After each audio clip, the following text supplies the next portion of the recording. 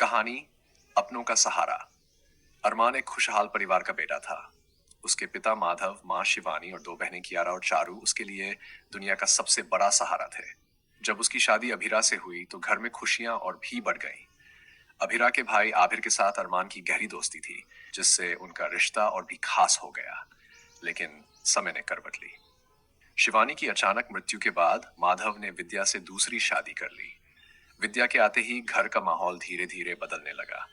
विद्या अक्सर अरमान और उसकी बहनों से दूरी बनाए रखती थी और माधव पर भी ज्यादा अधिकार जताने लगी।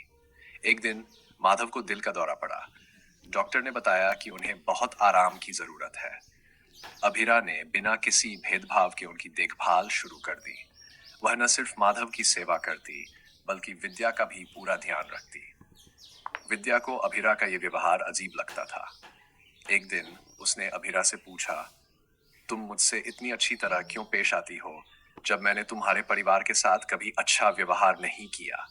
अभिरा मुस्कुराई और बोली, क्योंकि आप मेरे ससुर जी के लिए बहुत मायने रखती हैं और मेरे लिए मेरा परिवार सबसे बढ़कर है। विद्या के दिल को ये बातें छू गई। उसने खुद को अरमान और उसकी बहनों के करीब लाने का प्रयास शुरू किया। धीरे धीरे घर का माहौल बदलने लगा और पुरानी खटास प्यार में बदल गई। कुछ ही दिनों बाद आबिर के बिजनेस में भारी नुकसान हुआ। जब अरमान को इसका पता चला तो उसने बिना झिझक अपनी जमा पूंजी आबिर को दे दी। जब अभिरा ने यह देखा, उसकी आंखों में आंसू आ गए। उसने अरमान से कहा, तुम सच में मेरे परिवार के लिए मसीहा बन गए हो। अरमान मुस्कुराया और बोला, जब अपने मुश्किल में हो तो हाथ थामने वाले ही सच्चे अपने होते हैं। इस घटना के बाद विद्या ने अरमान से माफी मांगी और स्वीकार किया कि उसने उसे गलत समझा था। घर में अब पहले से कहीं अधिक प्यार और अपनापन था। सीख: रिश्तों में अगर प्रेम, विश्वास और समर्पण हो तो कोई भी दूरी पिघल सकती है और परिवार पहले से भी अधिक मजबूत बन सकता है।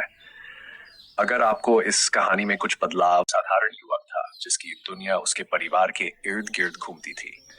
उसके पिता माधव अनुशासन प्रिय व्यक्ति थे, जबकि उसकी माँ शिवानी का स्वभाव बेहद शांत और स्नेहमय था।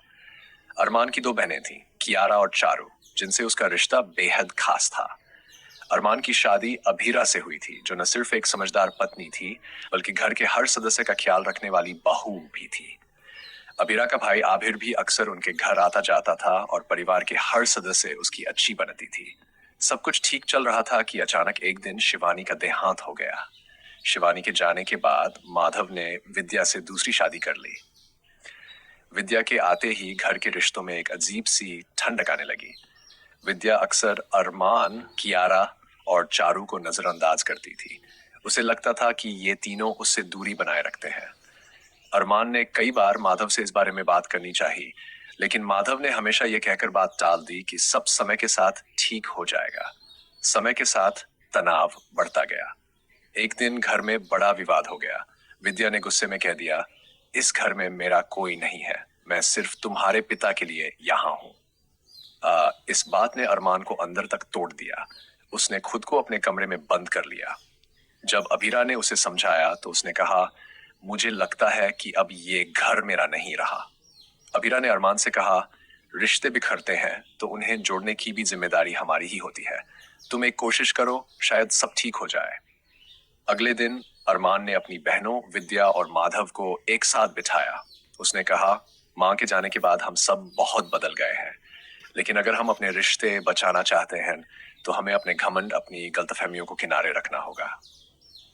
अरमान के शब्दों ने विद्या के दिल को छू लिया। उसने रोते हुए कहा, मैंने हमेशा यही सोचा कि तुम लोग मुझे अपनाना ही नहीं चाहते, लेकिन आज समझ आया कि मैंने ही दूरी बना ली थी। धीरे धीरे विद्या ने कियारा और चारू के साथ समय बिताना शुरू किया। उसने महसूस किया कि ये तीनों उससे उतना ही स्नेह रखते थे जितना शिवानी से रखते थे। कुछ समय बाद आबिर को अपने बिजनेस में भारी नुकसान हुआ। जब अरमान को इसकी खबर लगी तो उसने बिना देर किए अपनी जमा पूंजी आबिर को दे दी। आबिर की आंखों में आंसू थे। उसने अरमान के हाथ पकड़ते हुए कहा, तुम सिर्फ मेरे